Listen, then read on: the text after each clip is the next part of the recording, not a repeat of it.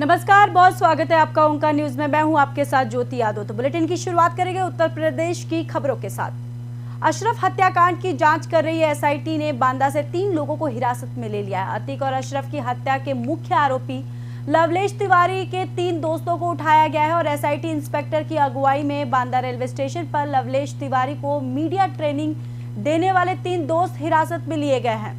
वहीं SIT team आज हमीरपुर और कासगंज भी पहुंची है। पुलिस हिरासत में अतीक अहमद और अशरफ की हत्या करने वाले आरोपियों से पुलिस ने पूछताछ शुरू कर दी है और तीनों हत्या आरोपियों से राज उगलवाने के लिए पुलिस ने मनोवैज्ञानिक ढंग से शुरुआती 8 घंटों में उनसे पूछताछ की गई। वहीं तीनों आरोपियों ने अलग अलग उनकी जिंदगी, परिवार, आदत, शौक के बारे में जानकारी इकट्ठा की गई। वहीं पूछताछ के दौरान लवलेश तिवारी ने खुद को कट्टर हिंदूवादी और परशुराम का वंशवास बताया है। वहीं आपको बताते चले कि लवलेश सोशल मीडिया पर उसके जरिए खुद को फेमस करने की कोशिश में भी लगा था। तीनों आरोपियों में सनी सिंह ज्यादा आपराधिक बताया गया है और वही महत्वाकांक्षी नजर भी आया है। तीनों आरोपी पहली रात अपनी ही थ्योरी पर टिके रहे। लवलेश तिवारी, सनी सिंह, अरुण माफिया अतीक अहमद को मारकर पैसा और नाम कमाने की बात दोहराते रहे हैं। वहीं शूटर सनी सिंह ने दोहराया कि मेरा कोई आपका आका नहीं है, मैं खुद एक डॉन हूं। अरुण ने कबूला कि पानीपत के एक दोस्त ने असला दिया था। पुलिस ने अरुण मौर्य से पूछा, जिगाना जैसा खतरनाक और कीमती पिस्टल किस दोस्त ने दी है। तो आपको बताते चले कि अतीक अशरफ हत्याकांड की जांच एसआईटी कर रही है, जिसको लेकर तीनों आरोपियों से पूछताछ की गई है। साथ ही साथ आपको बताते चले कि तीनों आरोपियों से मनोवैज्ञानिक ढंग से 8 घंटे तक उनसे पूछताछ की गई। वहीं तीनों आरोपियों से अलग अलग उनकी जिंदगी, परिवार और उनके शौक के बारे में जानकारी जुटाई गई है। वहीं पूछताछ के दौरान लवलेश तिवारी ने खुद को कट्टर हिंदूवादी और परशुराम का वंशज बताया है। लवलेश सोशल मीडिया पर उसके जरिए खुद को फेमस करने की कोशिश में भी लगा था। तीनों हत्या आरोपियों में सनी सिंह ज्यादा आपराधिक माना गया है, वही महत्वाकांक्षी नजर आया है और तीनों आरोपी पहली रात अपनी ही थ्योरी पर टिके रहे। लवलेश तिवारी, सनी सिंह और अरुण माफिया अतीक अहमद को मारकर पैसा और नाम कमाने की बात दोहराते रहे। वही शूटर सनी सिंह ने दोहराया कि मेरा कोई आका नहीं है, मैं खुद एक डॉन हूं। और अरुण ने कबूला कि पानीपत के एक दोस्त ने असला दिया था। पुलिस ने अरुण मौर्य से पूछा कि जिगाना जैसे खतरनाक और कीमती पिस्टल किस दोस्त ने दी है।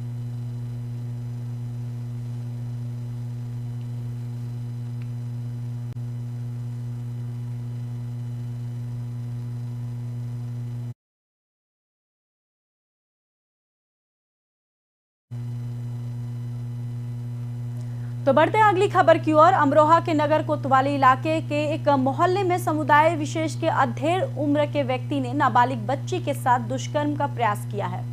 हालांकि नाबालिग के शोर मचाने पर आसपास के लोग मौके पर पहुंचे। उन्होंने आरोपी को पकड़ लिया और बताया जा रहा है कि नाबालिग आरोपी के घर बच्चों की देखभाल करने आई थी। फिलहाल पुलिस ने आरोपी को गिरफ्तार कर पीड़ित को मेडिकल के लिए भेज दिया है। तो आपको बताते चले कि अमरोहा के नगर कोतवाली इलाके के एक मोहल्ले में समुदाय विशेष के अधेड़ उम्र के व्यक्ति ने नाबालिग बच्ची के साथ दुष्कर्म का प्रयास किया है। हालांकि नाबालिग के शोर मचाने पर आसपास के लोग मौके पर पहुंचे। उन्होंने आरोपी को पकड़ लिया और इस पूरे मामले में बताया जा रहा है कि नाबालिग आरोपी के घर बच्चों की देखभाल करने आई थी। फिलहाल पुलिस ने आरोपी को गिरफ्तार कर पीड़िता को मेडिकल के लिए भेज दिया है।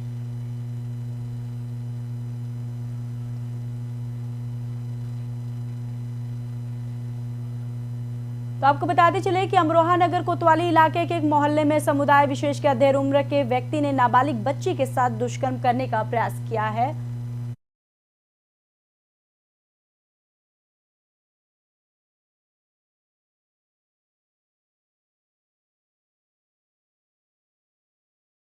उन्होंने आरोपी को पकड़ लिया है और साथ ही साथ ये भी बताया जा रहा है इस पूरे मामले पर कि नाबालिग आरोपी के घर बच्चों की देखभाल करने आई थी और फिलहाल ने आरोपी को गिरफ्तार कर पीड़िता को मेडिकल के लिए भेज दिया गया है। तो इसी खबर पर ज्यादा जानकारी के साथ हमारे संवाददाता संजय सिंह जुड़ चुके हैं। संजय, ये जो पूरा ये मामला है, अभी इस पे क्या कुछ अपडेट है? देखिए ज्योति यादव जी, मैं आपको बता दूं यह मामला अमरोहा नगर कोतवाली क्षेत्र का है, जहां पर एक युवक के घर पर उसकी पत्नी के डिलीवरी हुई अच्छा, थी और उसमें एक एयरलिफ्ट करने की ना कि थोड़ा सा उसको ब्रीफ कर दूं।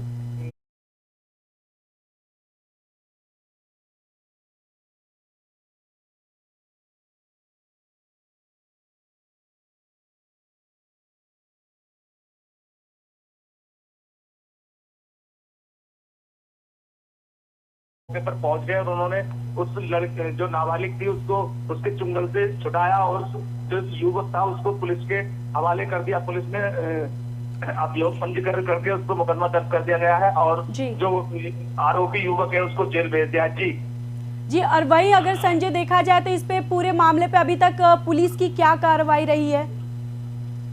देखिए, मैं आपको बता दूं ज्योति यादव जी, इस पे पुलिस ने तुरंत एक्शन लिया है और पुलिस ने एक्शन लेते हुए जो आरोपी को तो तुरंत वहां से गिरफ्तार कर लिया गया। जो वहां के आसपास के लोगों ने जैसी पुलिस को सूचना दी, पुलिस वहां तुरंत मौके पर पहुंची और उसको तुरंत ही गिरफ्तार कर उस पर अभियोग पंजीकृत कर उसको कानून के पेश जो पुलिस को उसको तुरंत ही जेल भेज दिया गया है। जी जी, और वही अभी पीड़िता की क्या स्थिति बताई जा रही है?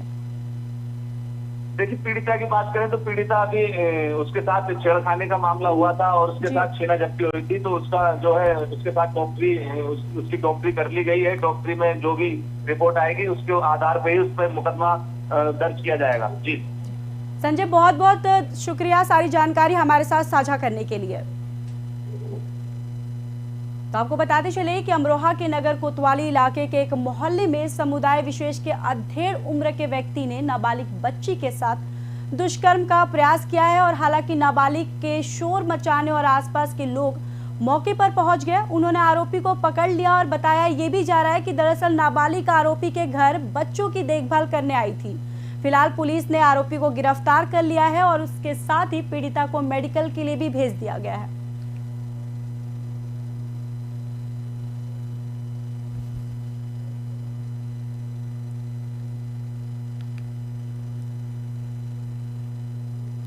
आगरा में घर के अंदर होने वाली सास बहू की लड़ाई अब चुनावी मैदान में पहुंच गई है। ऐसा हम इसलिए कह रहे हैं क्योंकि आगरा के नगर निगम में नामांकन की अंतिम दिन एक वार्ड की सास और बहू निकाय चुनाव में खड़े होने के लिए नामांकन करने पहुंची। हालांकि सास और बहू में काफी सामंजस्य दिखाई दे रहा है। आपको बताते चले कि दोनों का ही कहना था कि हम भले ही एक ही परिवार से हैं, लेकिन जो भी जीतेगा वो जनता की समस्या को ध्यान में रखकर उनका निदान करने की कोशिश करेगा। तो आपको बताते चले कि आगरा के नगर निगम नामांकन में अंतिम दिन था, जहां पर एक सास और बहू की लड़ाई अब बताते चले कि चुनावी मैदान पर पहुंच गई है। दरअसल सास और बहू दोनों ने ही नामांकन अंतिम दिन में एक वार्ड सास और बहू निकाय चुनाव में खड़े होने के लिए नामांकन करने पहुंची और हालांकि सास और बहू में काफी सामंजस्य भी दिखाई दिया है। दोनों का कहना है कि हम भले ही एक ही परिवार से हैं, लेकिन जो भी जीतेगा वो जनता की समस्या को ध्यान में रखकर उनका निदान करने की कोशिश करेगा।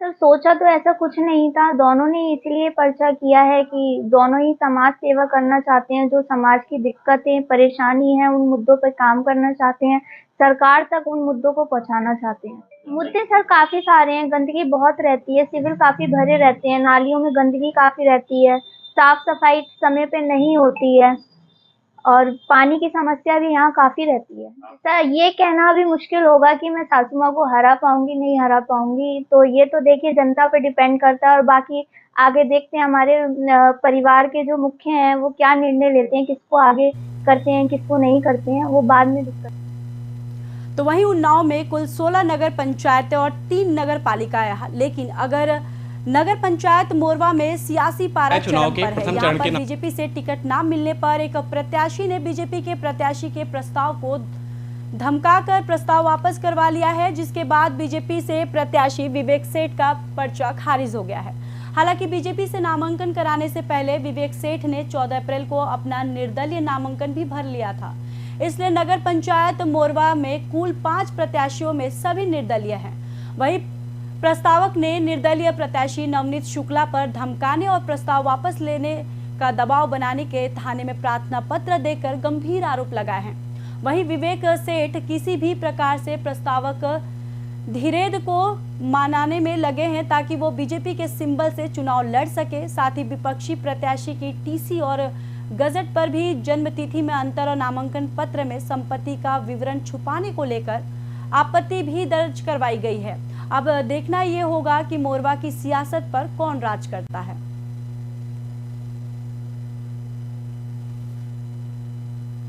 नामांकन की प्रक्रिया लगभग समाप्त हो चुकी है। आज हमारे साथ बात करने के लिए मरौवा के भाजपा के प्रत्याशी, इनका पर्चा निरस्त हो चुका है, विवेक सेठ जी हैं। इनसे पूछेंगे कुछ सवाल किन मुद्दों को लेकर चुनाव लड़ रहे हैं। विवेक जी, आपका स्वागत है ओंकार न्यूज पर। आप किन मुद्दों को लेकर चुनाव लड़ रहे हैं? मैं मुख्यतः विकास के मुद्दों को लेकर के चुनाव लड़ रहा हूँ, क्योंकि मरौवा विकास से बहुत ज़्यादा अछूता है। विकास कह सकते हैं यहाँ पे हुआ ही नहीं है। खाली रोड और नाली बनना विकास की श्रेणी में नहीं आता, कई और चीज़ें होती हैं। स्वच्छ पेयजल है, पार्क हैं, शादी बारात घर हैं, एक भी चीज़, एक भी सुविधा पूरे नगर पंचायत में उपलब्ध नहीं है। उन्नाव में 16 नगर पंचायतें हैं और 3 नगर पालिका हैं, तो मरौवा में कितना अभी विकास होना है? मरौवा में विकास अभी बहुत कुछ होना बाकी है। आप अगर जा कर के देखेंगे तो यहाँ पे स्ट्रीट लाइटें हैं, वो दिन रात जला करती हैं, राजस्व का भी नुकसान होता है और उनकी कंट्रोलिंग होना ज़रूरी है। सीवर लाइन आना है यहाँ पे कूड़ा घर जो बना हुआ है वो आज तक संचालित नहीं हुआ है, 2 साल से बन के तैयार है, रखा हुआ है। पानी का मुद्दा यहाँ पे बहुत बड़ा है। आपके खेल कूद का मैदान बच्चों के लिए नहीं है।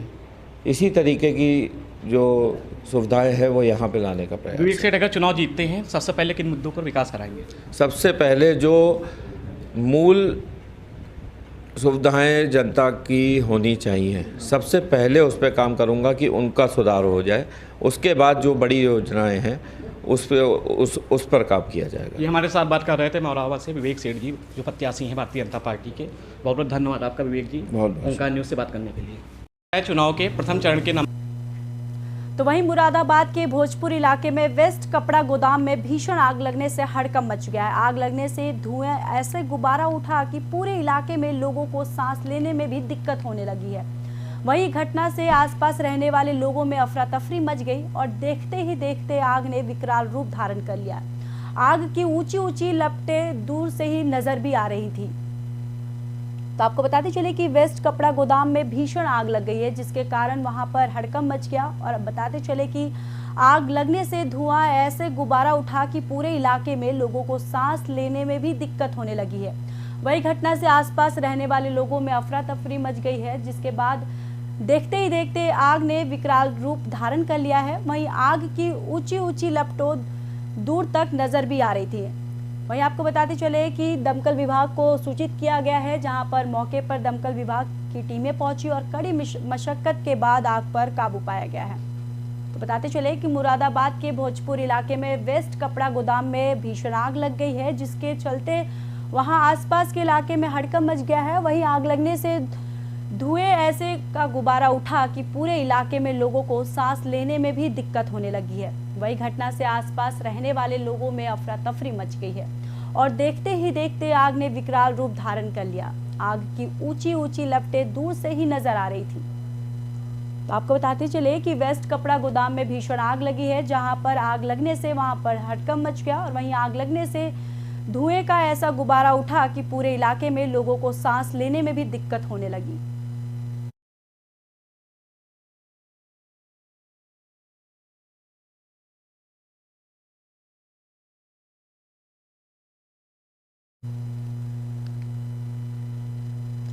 उत्तर प्रदेश के बलिया में छात्रों से भरी स्कूल बस पलट गई है। घटना में बस का हेल्पर सहित 1 दर्जन से अधिक छात्र छात्राएं घायल बताई जा रही हैं। वहीं सभी घायलों को जिला अस्पताल में भर्ती करवाया गया है। दरअसल जानकारी के मुताबिक बस में 3 दर्जन से ज्यादा बच्चे सवार थे। वही सूचना पाकर फेफना थाना पुलिस मौके पर पहुंची और आगे की कार्रवाई में जुट गई है। मामला फेफना थाना क्षेत्र के सनबिन स्कूल का है।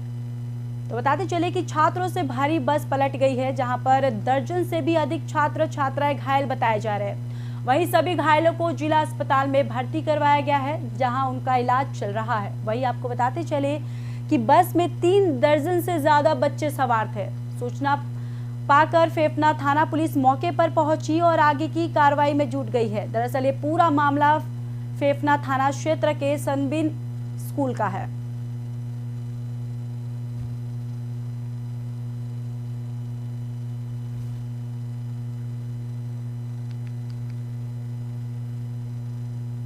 बदायूं में ट्रक और पिकअप की आमने सामने टक्कर हो गई है, जिससे पिता और पुत्र समेत 3 की मौके पर ही मौत हो गई है, जबकि एक और लड़का गंभीर रूप से घायल हो गया है। पुलिस ने शव को कब्जे में लेकर जिला मुख्यालय भेज दिया है। वहीं पिकअप के चालक की शिनाख्त नहीं हो सकी है।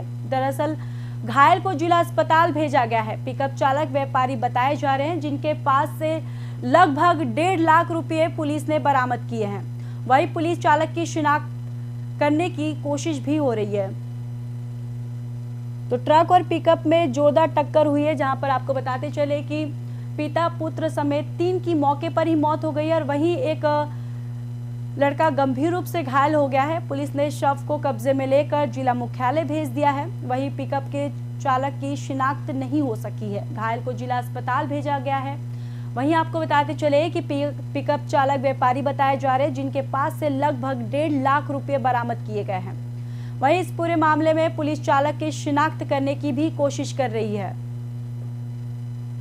तो ट्रक और पिकअप में जोरदार टक्कर हो गई है, जिसमें पिता पुत्र समेत 3 की मौके पर ही मौत हो गई है और वहीं एक लड़का गंभीर रूप से घायल भी हो गया है। दरअसल पुलिस ने शव को कब्जे में लेकर जिला मुख्यालय भेज दिया है और वहीं पिकअप के चालक की शिनाख्त नहीं हो सकी है। घायल को जिला अस्पताल में भेजा गया है और पिकअप चालक व्यापारी बताया जा रहा है, जिनके पास से लगभग 1.5 लाख रुपए पुलिस ने बरामद किए हैं। वहीं पुलिस चालक की शिनाख्त करने की कोशिश भी कर रही है।